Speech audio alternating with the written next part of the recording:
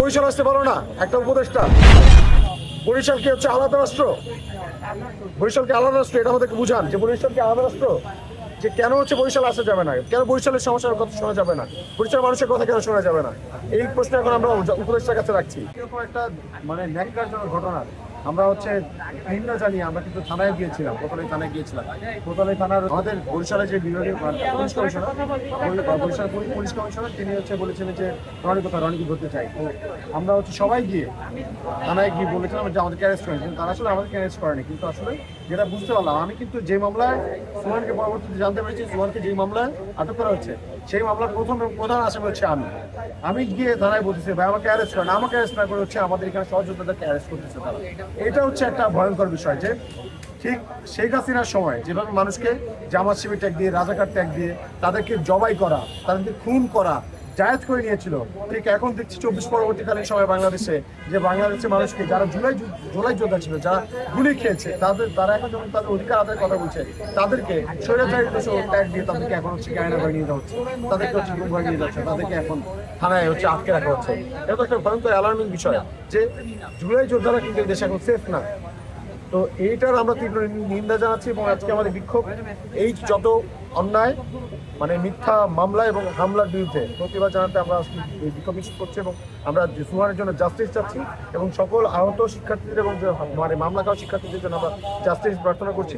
আমরা কোনো রকম ফর্মালিটিস তো বাকি রেখে নেই, আমরা শিক্ষার্থীরা নিয়ন্ত্রণিকভাবে যাওয়ার জন্য আমরা আমাদের প্রচেষ্টা চালিয়ে গেছি, কিন্তু আমরা দেখছি কোনোভাবেই এখন পর্যন্ত গভর্নমেন্ট থেকে আমাদেরকে ওইভাবে কোনো সাড়া না দিয়ে তারা শুধু ক্ষতি করেই যাচ্ছে এবং দেখছি যে বরিশালবাসীকে তারা মানে তোয়াক্কা করছে না, বরিশালবাসীকে তারা হেয় করছে, মানে বৈষম্য করছে। তো আমরা এটা নিন্দা জানাচ্ছি। বরিশালবাসী আমরা সবাই আগাচ্ছি, আমরা সর্বস্তরের মানুষ, ছাত্র, শ্রমিক, জনতা, ডাক্তার, নার্স, আমরা সবাই এখন এক হচ্ছি।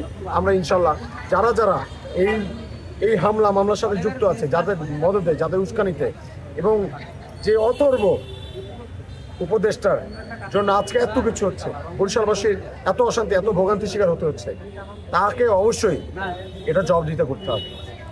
সম্পূর্ণই একটা শান্তিপূর্ণ আন্দোলন। এই আন্দোলন আমরা যে ডিমান্ড করছি, এই ডিমান্ড পূরণ করতে স্বাস্থ্য উপদেষ্টা ব্যর্থ, তিনি মানুষের সাথে যোগাযোগ করতে ব্যর্থ, তিনি ঠিকমতো যোগাযোগ মেনটেন করতে পারছে না।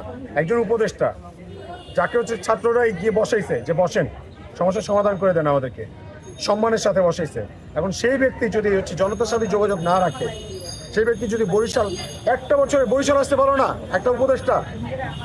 বরিশাল কি হচ্ছে আলাদা রাষ্ট্র? বরিশালকে আলাদা রাষ্ট্র, এটা আমাদেরকে বুঝান যে বরিশাল কি আলাদা রাষ্ট্র। যে কেন হচ্ছে বরিশাল আসা যাবে না, কেন বরিশালের সমস্যার কথা শোনা যাবে না, বরিশালের মানুষের কথা কেন শোনা যাবে না, এই প্রশ্ন এখন আমরা উপদেষ্টার কাছে রাখছি।